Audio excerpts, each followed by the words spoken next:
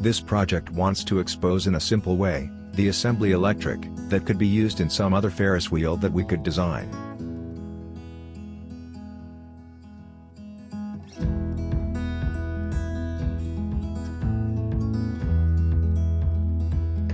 In the previous part we will only have a power switch to the set and a mini joystick, that with its 4 possibilities between its X and Y axes, they will allow us to manually rotate left and right in 2 automatic sequences on its Y axis.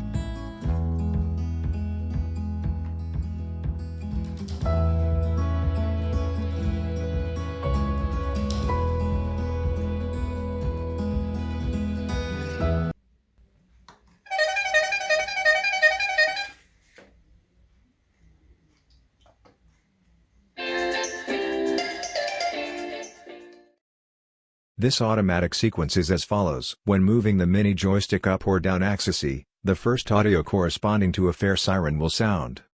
Then the wheel will start to spin as a song plays. At the end of this song the siren will be heard again and the wheel will stop.